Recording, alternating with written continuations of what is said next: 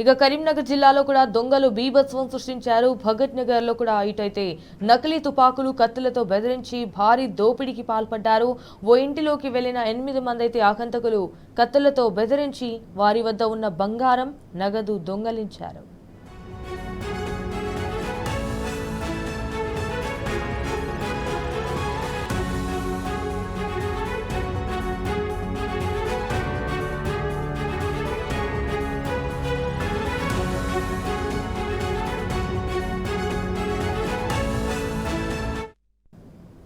So right, ఇక ఇది విషయానికి సంబంధించి మరిన్ని డీటెయిల్స్ మా ప్రతినిధి వేణుగోపాల్ రావు ఫోన్ ఇన్ ద్వారా అందిస్తారు. రైట్ వేణుగోపాల్, ఇటు కరీంనగర్ జిల్లాలో అయితే దొంగలు బీభత్సం సృష్టించారు. అయితే భగత్ నగర్లో కూడా నకిలీ తుపాకులు కానీ కత్తులతో అయితే బెదిరించి భారీ దోపిడీకి పాల్పడ్డారు అన్నట్టుగా తెలుస్తోంది. So what's the updates?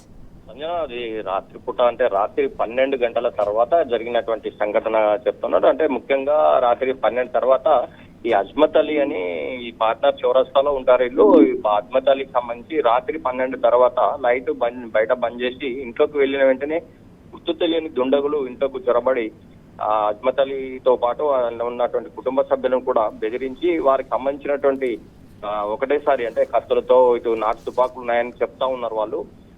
అనంతరం ఇటు డమ్మీ తుపాకులే కాకుండా కత్తులతో కూడా బెదిరించిన నేపథ్యంలో వారు ఒకటేసారి హఠాత్ పరిమాణానికి ఏం చేయాలో దిక్కుతోచిన పరిస్థితి నేపథ్యం అయితే ఇంకోవైపు ఇంట్లో ఉన్నటువంటి అంటే ఈ వారు చెప్తున్న ఆప్షన్ ఏంటంటే 15 లక్షల నగదుతో పాటు 60 తులాల బంగారాన్ని కూడా దుండగులు అపహరించినట్టయితే వీరు చెప్తా ఉన్నారు. అంటే ఈ సంఘటన జరిగిన వెంటనే ఆ దుండగులు పారిపోయిన తర్వాత వీరు పోలీసులకు సమాచారం అందించినటువంటి పరిస్థితి. దాని నుంచి పోలీసులు వెంటనే యాక్షన్ తీసుకోవడం కాబట్టి ఇటు క్లూస్ టీము 4 నిపులతో పాటు ఆధారములు కూడా అంటే సేకరిస్తున్న పరిస్థితి కనిపిస్తుంది.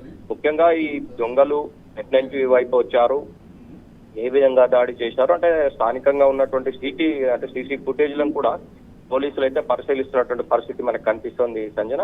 అంటే నిందితులను మాత్రం ఎట్టి పరిస్థితుల్లో పట్టుకునేందుకు పోలీసులు అయితే పెద్ద ఎత్తున తిరుగుతున్నటువంటి పరిస్థితి మనకు కనిపిస్తుంది. అంటే ఏదేమైనా కానీ బాద్నాథ్ చౌరస్తా ఇది చాలా మంచి నడి సెంటర్ లో ఉంటుంది. చౌరస్తా ప్రాంతంలో ఒక ఇంట్లో ఈ విధంగా దొంగలు అంటే ఈ విధంగా దాడి చేయడం, ఇవంతా కూడా నగదు మరియు బంగారాన్ని అపహరించడం మాత్రం ఒక సంచలనంగా చెప్పొచ్చు. పోలీసులు ఎట్టి పరిస్థితుల్లో వీరిని పట్టుకునేందుకైతే యాక్షన్ టీమ్సే కావచ్చు వాళ్ళందరినీ కూడా సీసీ ఫుటేజ్ ద్వారా పట్టుకునేందుకైతే ఇవిడ ప్రయత్నాలు అయితే చేస్తున్నటువంటి నేపథ్యం కనిపిస్తుంది.